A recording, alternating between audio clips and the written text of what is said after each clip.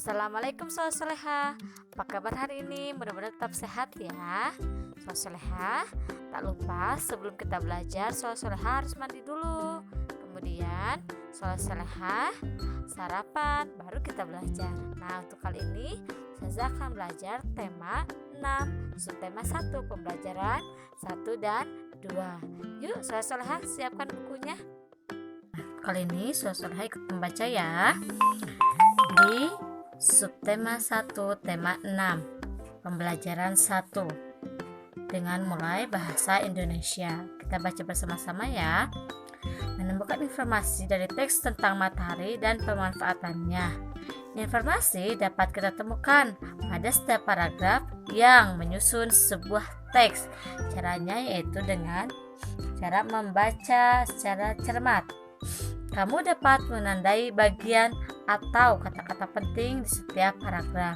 Setelah menemukan informasi pada setiap paragraf, kita dapat merangkainya menjadi satu paragraf baru. Nah, Soleha nanti boleh membaca ya di sini tentang energi matahari.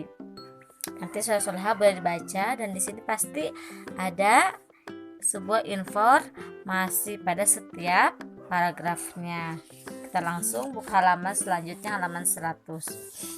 Di sini ada informasi yang terdapat dalam teks tersebut adalah sebagai berikut.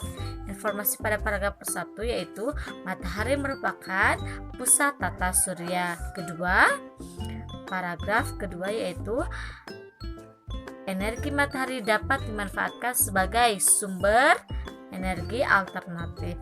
Informasi dalam teks matahari merupakan tata surya.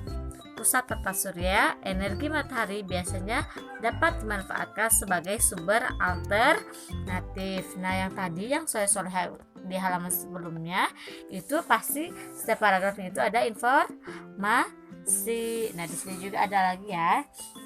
Dan nanti saya Soleha boleh membaca juga. Di sini pasti ada informasinya.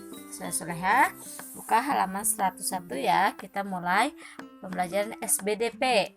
Itu tentang ekspresi dan pola irama pada lagu. Setiap lagu berisi lirik dan nada. Jadi setiap ada lagu itu pasti berisi dengan lirik dan nada. Nah, boleh garis bawahi. Lirik merupakan kumpulan kata-kata yang memiliki nada. Setiap lagu memiliki pesan-pesan yang ingin disampaikan oleh penyanyi kepada pendengar. Pesan akan tersampaikan apabila penyanyi dapat menjiwai lagu. Jadi, setiap lagu itu pasti akan ada pesan-pesannya yang akan disampaikan oleh penyanyi kepada pendengar. Pesan-pesan yang akan disampaikan itu akan tersampaikan pesannya jika kita menjiwai sebuah lagunya. Beberapa cara untuk menjiwai sebuah lagu diantaranya melalui pemahaman terhadap lirik dan pola irama. Nah, boleh garis bawahi. Apa itu pola irama? Pola irama itu adalah sekelompok bunyi dengan susunan irama tertentu. Susunan irama tersebut terdapat dalam satu atau beberapa birama yang muncul secara berulang dan teratur dalam sebuah lagu. Ada birama itu ada beberapa ya. Di sini ada birama 2/4, 3/4, 4/4 dan 6/8. Kita dapat mengekspresikan rasa syukur atas sumber energi dengan menyanyikan lagu. Salah satunya lagu Angin, ciptaan Ate Mahmud. Lagu tersebut diciptakan sebagai ungkapan rasa syukur kepada Tuhan Yang Maha Esa karena telah menciptakan angin. Manfaat angin bagi manusia. Nah, saya boleh garis bawahi. Manfaat angin bagi manusia misalnya untuk menggerakkan kapal layar atau misalnya menggerakkan kincir angin. Nah, bisa ya Soleha. Atau misalnya bisa untuk apa lagi? Misalnya Soleha untuk mengeringkan pakaian, bisa tuh dengan angin, bisa selain menggunakan panas matahari juga ya. Soleha buka halaman selanjutnya, halaman 102. Di sini ada lagu Angin. Nah, lagu Angin nanti Ustazah akan download dulu ya lagunya supaya Soleh Soleha akan tahu. Nanti Ustazah akan berikan lagunya kepada Soleh Soleha. Soleh Soleha boleh ikut mendengarkan. Angin yang berhembus, dari mana di kau? Banyak tentu yang kau lihat selama merantau. Angin yang berhembus, jangan pergi dulu. Ceritakanlah padaku tentang negeri jauh. Angin yang berhembus, dari mana di kau? Banyak tentu yang kau lihat selama merantau. Angin yang berhembus, jangan pergi dulu. Ceritakanlah padaku tentang negeri jauh. Angin yang berhembus, dari mana di kau? Banyak tentu yang kau lihat selama merantau. Angin yang berhembus, jangan pergi dulu. Ceritakanlah padaku tentang negeri jauh. Nah, tadi di sini ada lagu angin. Angin itu ada berapa ketukan ya, atau ada berapa birama ya? Ada 4/4. Soleha boleh ikut mengisi ya. 4/4 itu, atau dalam kurung sedang.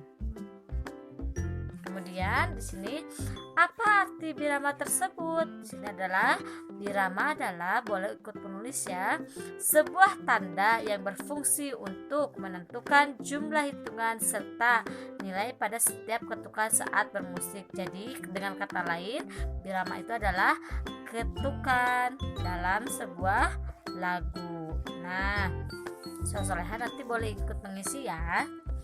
Selanjutnya kita buka halaman 103 tentang matematika. Mengenal suatu waktu tidak baku. Untuk menyatakan nama suatu kejadian, kita dapat menggunakan satuan waktu tidak baku dan baku.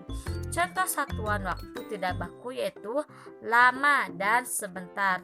Lama artinya, boleh digarisbawahi ya, lama artinya memerlukan waktu yang lebih banyak.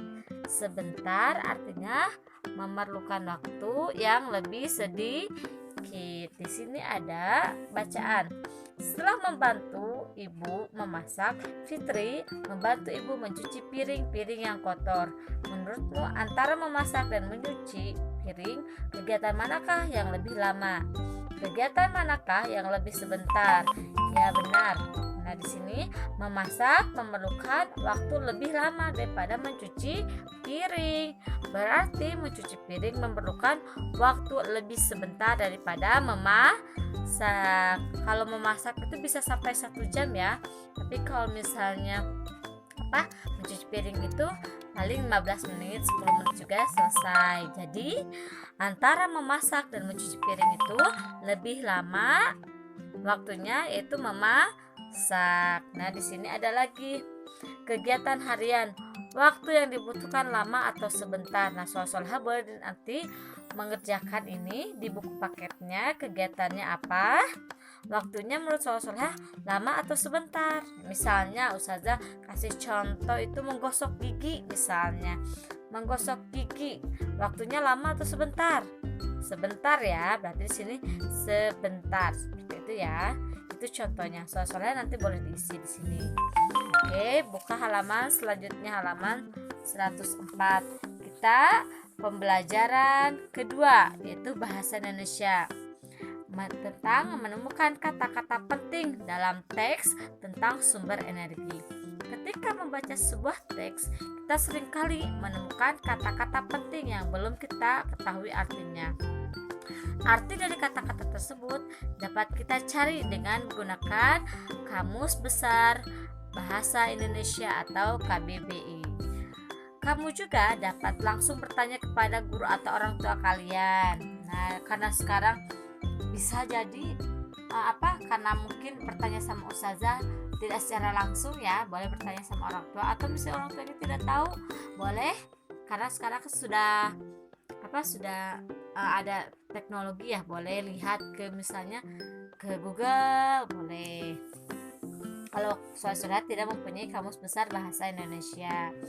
Nah, soal-soal di sini ada apa nih? Kerjakan soal berikut. Nah, di sini ada apa?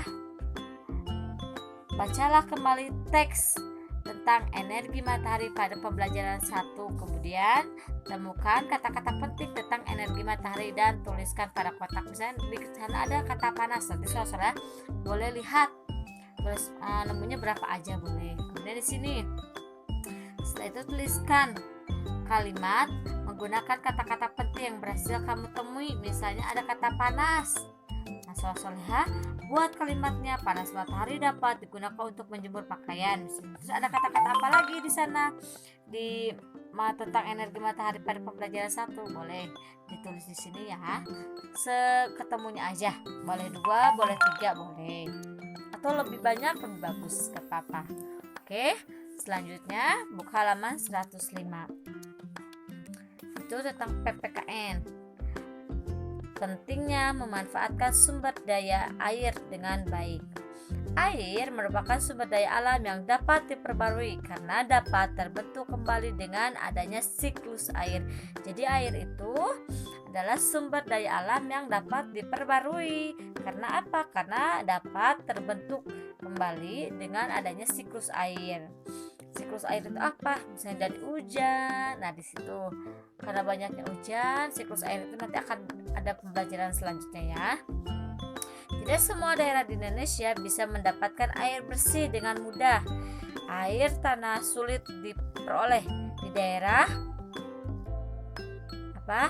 Di daerah Gunung Kidul, terutama saat musim kemarau. Oleh karena itu, kamu harus menggunakan air secara bijak.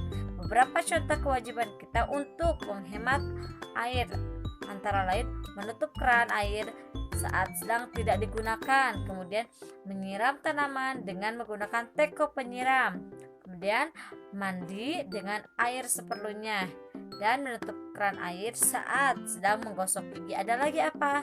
Menggunakan air seperlunya, misalnya airnya ketika kerannya sudah ketika penampungan airnya sudah penuh, maka sebaiknya keran airnya dimatikan. Jika kamu sudah melakukan tindakan menghemat air seperti di atas, kamu sudah membantu melestarikan sumber air bersih. Makhluk hidup baik manusia, hewan maupun tumbuhan akan sulit bertahan hidup jika tidak ada air bersih. Misalnya karena kita tidak menjaga air bersih, misalnya kita membuang sampah ke sungai atau kita sembarangan misalnya membuang air sabun ke air bersih, akan susah ya air bersih, karena air bersih itu digunakan untuk memasak, untuk mandi, untuk mencuci baju, mencuci piring, banyak sekali ya kegunaan air. Makanya kita harus membantu melestarikan air bersih agar air bersihnya tidak cepat habis, agar air itu akan tetap bersih dan bisa digunakan. Nah, soal-soleha, cukup sekian ya pembelajaran hari ini. Untuk soal-soleha, dikerjakan dulu ya tugasnya. Kalau sudah selesai tugasnya, soal-soleha boleh bermain. Ingat, kerjakan tugasnya dengan teliti dan tidak terburu-buru. Cukup sekian pembelajaran hari ini. Selamat berjumpa untuk hari nanti. Terima kasih soal-soleha. Assalamualaikum warahmatullahi wabarakatuh.